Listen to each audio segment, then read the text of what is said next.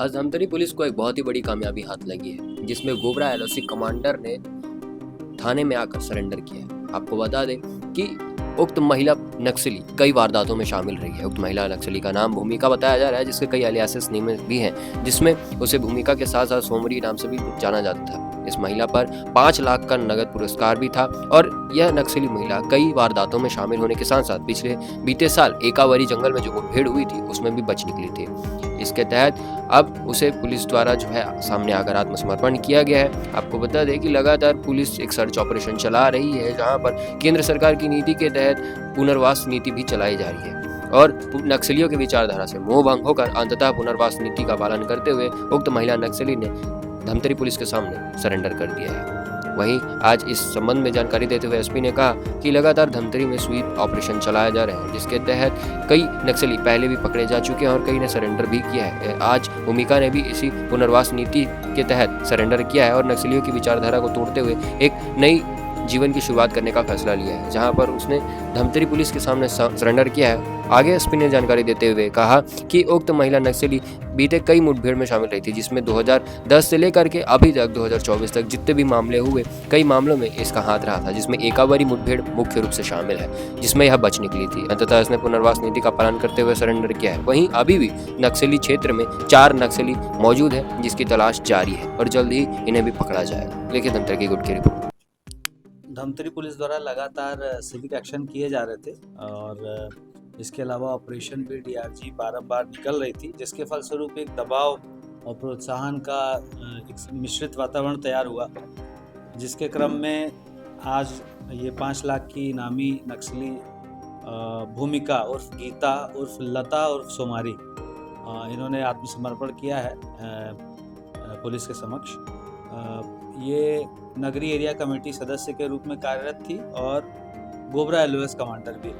तो इसके अतिरिक्त शासन की जो पॉलिसी है आत्मसमर्पण नीति, उसके बहुत सारे जो प्रावधान हैं उनसे प्रभावित हुए लोग। सिविक एक्शन में लगातार पंफलेट, बैनर, पोस्टर इत्यादि लगाए जा रहे थे और उससे भी प्रभावित हुई। प्लस नक्सली संगठन में जो विभिन्न तरह के भेदभाव रहते हैं, विभिन्न तरह की जो मानवाधिकार से वंचित रहना पड़ता है और वहाँ की जो बर्बरतापूर्ण जो कई सारी कंडीशंस रहती हैं, उससे क्षुब्ध होकर के, उससे मोहभंग होकर के भी इसने आत्मसमर्पण किया है और मुख्य धारा में जुड़ने का निर्णय लिया है। तो भूमिका जो है ये पहले कई सारे घटनाओं में भी शामिल रही है। ये 2005 में जो है ये माओवादी संगठन में शामिल हुई। 5 से 10 तक ये प्लाटून 1 में रही है। ये बीजापुर की निवासिनी है और 2010 में ये उड़ीसा राज्य कमेटी में स्थानांतरित होकर विभिन्न कमेटियों में सक्रिय रही है। 2011 से 2019 तक ये सीसीएम संग्राम की गार्ड भी रही है। 2019 से 23 तक सीनापाल एरिया कमेटी में एसीएम रही है और 2023 में गोबरा एलओएस कमांडर के रूप में इसने ज्वाइन किया था। वर्तमान में आपको पता ही है कि भारी दबाव और भारी कार्रवाइयों के फलस्वरूप जो है नगरी और सीता नदी एरिया कमेटी वगैरह मिलकर के एक छोटा गुट के रूप में चल रहे थे, तो उसमें ये भी शामिल थे। इसके आने के बाद अब वहाँ पे 4 हथियारधारी नक्सली और बचे हुए हैं। ये जो कुछ घटनाओं में शामिल रही उनका विवरण यहाँ देना प्रासंगिक रहेगा। 2010 में उड़ीसा के पड़कीपाली जिला महासमुंद के पास है ये में हुई मुठभेड़ में 8 नक्सली मारे गए। इस दौरान एक ग्रामीण की मृत्यु हो गई, एक नक्सली लापता हो गया, उसमें ये शामिल थी। 2014 मैनपुर के मोतीपानी जंगल में हुई मुठभेड़ में शामिल रही, जिसमें कोई जानहानि नहीं हुई। 16 में नोआपाड़ा में कमलावाड़ी जंगल में मुठभेड़ में शामिल रही। 18 में बीजापुर के तिमनार में जंगल में घर वालों से मिलते जाते समय इस दुर्घटना में मुठभेड़ में शामिल रही, इसमें 8 नक्सली मारे गए थे, ये बच गई थी। 2023 में गरियाबंद के ताराझार जंगल में हुई मुठभेड़ में शामिल रही।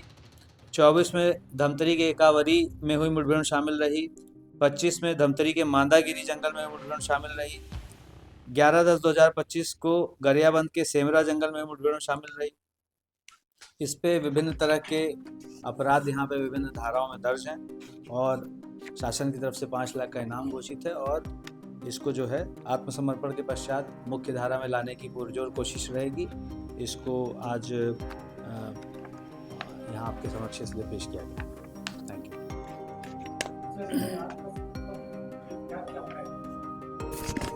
इसको तात्कालिक रूप से 50,000 रुपये की राहत प्रोत्साहन राशि दी जाएगी सर्वप्रथम तो। इसके बाद इस पे जो इस घोषित इनाम है उसके लिए पत्राचार किया जाएगा।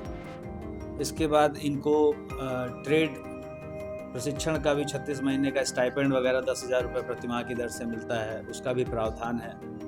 इसके बाद इनको मकान वगैरह के हिसाब से भी, नौकरी के हिसाब से भी, इस तरह से विभिन्न तरह के प्रावधान रहते हैं। सर इनके फिर जो पूर्वी जो सामग्री यूज करते हैं क्या ये इनके साथ में लेकर आए हैं? नहीं, ये 303 राइफल, अगर आप हथियार की बात करें सामग्री के नाम पे, 303 राइफल यूज़ करती थी। ये उसको वहाँ पे दे करके आई थी घर निकलने के बहाने से, तो ये ला नहीं पाई है साथ में।